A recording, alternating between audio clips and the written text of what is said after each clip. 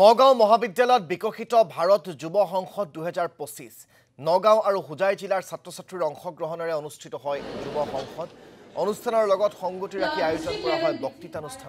বক্তৃতানুষ্ঠানৰ বিষয় বিকশিত ভাৰতৰ পথ প্ৰশস্ত কৰাৰ বাবে এক দেশ এক নিৰ্বাচন শতাধিক ছাত্ৰ-ছাত্ৰীয়ে অংশগ্ৰহণ কৰা এই অনুষ্ঠানত বিশিষ্ট অতিথি হিচাপে অংশগ্ৰহণ কৰে নগাঁও জিলা আয়ুক্ত নৰেন্দ্ৰ কুমাৰ সাহে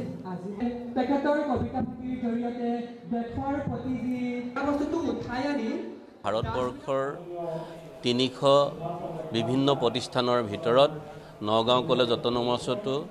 বিকশিত Bharat district level youth parliament organise কৰিবৰ কাৰণে তেখেতলোকে আমাক স্বীকৃতি প্ৰদান কৰিলে আৰু এই স্বীকৃতি সাপেক্ষে আমি নগাঁও আৰু হুজাই জিলাক সামৰি যোৱা দিনকেইটাত আমি 1072টা ছাত্ৰ-ছাত্ৰী মাই ভাৰত পৰ্টেলৰ ৰেজিষ্টাৰ কৰি ডিষ্ট্ৰিক্ট লেভেল বিকশিত ভাৰত ইউথ পাৰ্লিয়ামেণ্ট আমি অনুষ্ঠিত কৰিবৰ কাৰণে 156 গৰাকী আমি ছাত্ৰ-ছাত্ৰীক 18ৰ পৰা 25 বছৰ বয়সৰ যুৱক যুৱতীক আমি নিৰ্বাচিত কৰি আজিৰ পৰা আমাৰ নগাঁও কলেজ অট'নমাছত দুদিনীয়াকৈ ডিষ্ট্ৰিক্ট লেভেল বিকশিত Bharat national youth parliament festival অনুষ্ঠিত হৈছে মই সকলোকে নগাঁও আৰু হুজাই জিলাৰ বিভিন্ন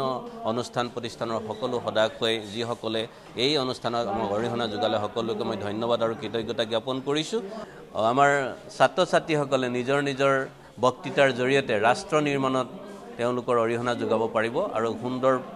প্লেটফৰ্ম আৰু এই প্লেটফৰ্মৰ জৰিয়তে আমাৰ ছাত্ৰ-ছাত্ৰীসকলে বিশেষকৈ 18ৰ পৰা 25 বছৰ বয়সৰ যুৱক যুৱতীসকলে নিজকে তেওঁলোকৰ বক্তৃতাৰ জৰিয়তে ৰাষ্ট্ৰ নিৰ্মাণত কিছু পৰিমাণে হ'লেও অৰিহণা যোগাব পাৰিব বুলি আশা কৰিছোঁ ধন্যবাদ